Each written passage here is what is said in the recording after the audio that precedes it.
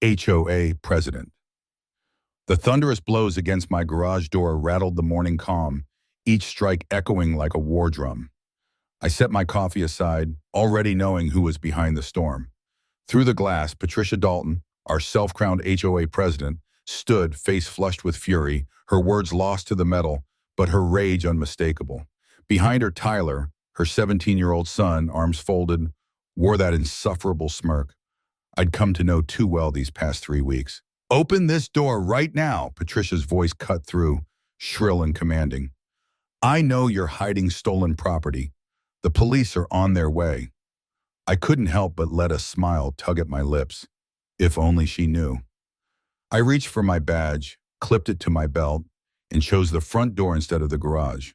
The look on Patricia's face when she saw me, calm, collected, almost made every headache she'd caused worth it. But let me rewind, show you how we reached this boiling point. 3 weeks earlier, I'd moved into Riverside Heights, fresh off a promotion to chief of police. After 2 decades of apartment living, I finally had a place to call my own. A modest 3-bedroom, 2-car garage, just enough space for my most prized possession, a 1969 Ford Mustang Boss 429, painted in a blue so vivid it could stop traffic. My father and I had spent 5 years restoring that car, every bolt and curve a memory, the last project we finished before cancer took him. Since moving in, I'd only driven it 3 times, each outing drawing admiring glances from most neighbors. Most, but not all. Patricia Dalton lived 4 doors down, ruling the block with her son Tyler at her side.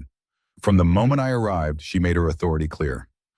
Our first meeting, she handed me a 3-inch binder labeled HOA Guidelines and Expectations and scolded me for my moving truck overstaying its welcome by 2 minutes. "We run a tight ship here in Riverside Heights," she'd said, her hair immaculate despite the sweltering heat. "I trust you'll be a compliant addition to our community." I took the binder, smiled, and kept my job to myself. No need to let the neighbors know the new guy was the city's top cop. Trouble found me in the second week.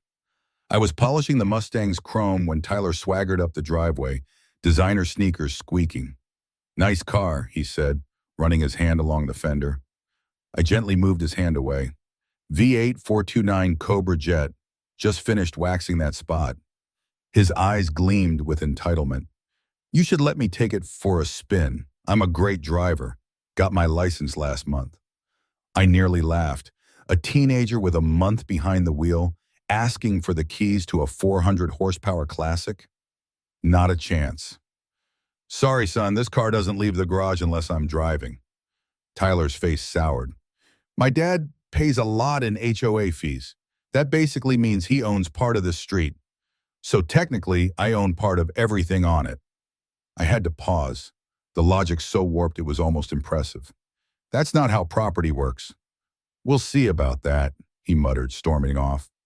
20 minutes later, Patricia arrived, dressed for battle, white pants, blazer, HOA pin, heels clicking like gunfire. "Mr. Morrison," she began, skipping pleasantries, "my son says you were rude to him." "I told him he couldn't drive my car, if that's what you mean." She pursed her lips. "Tyler is a very responsible young man. When he shows interest, it's only neighborly to accommodate him. We're a community." "Ma'am, that's a vintage muscle car worth more than most people's annual salary. I don't let anyone drive it." She sniffed. "We'll see if that vehicle even complies with HOA regulations.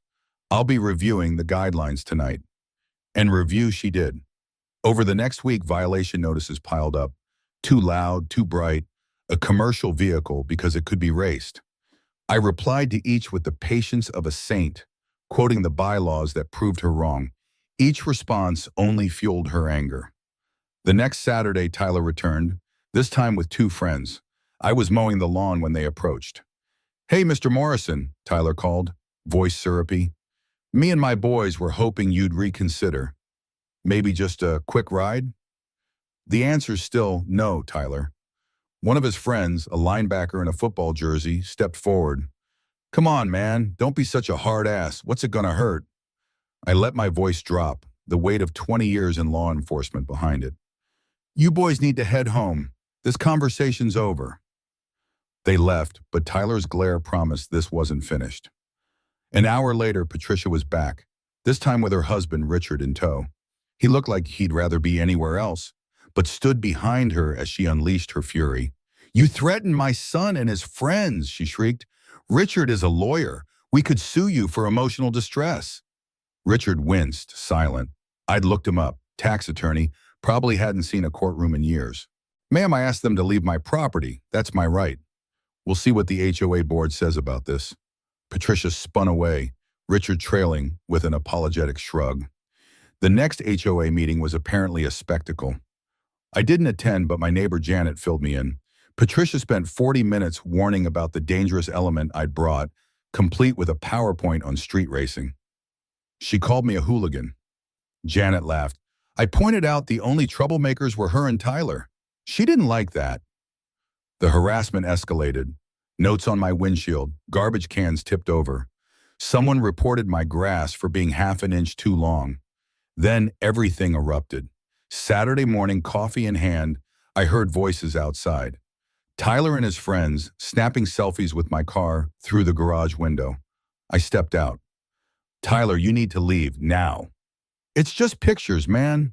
For Instagram. My followers love sick rides." "Off my property, last warning." Tyler's face reddened. "You know what? Screw you. That car should be mine. You're too old to appreciate it. Bet you can't even drive it right." I let my voice drop to what my officers call my chief voice.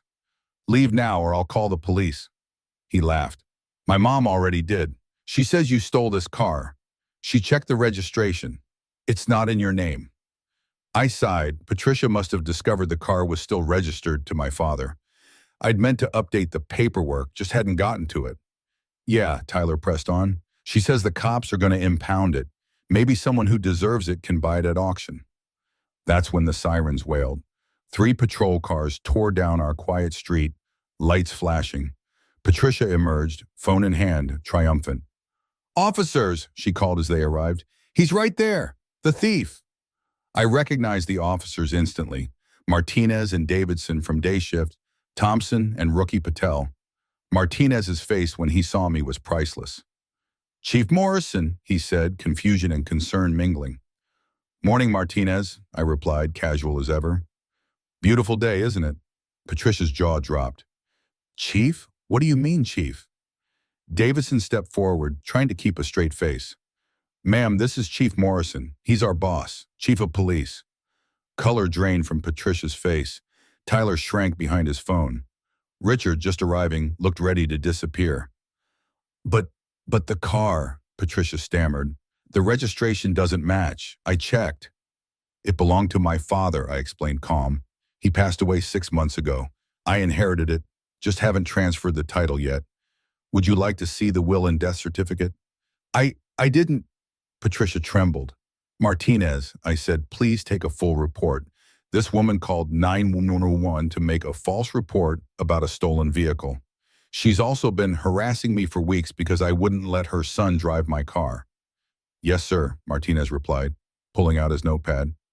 "Wait," Patricia cried. "I didn't know it was a mistake." "You called 911 and reported a stolen vehicle," I said.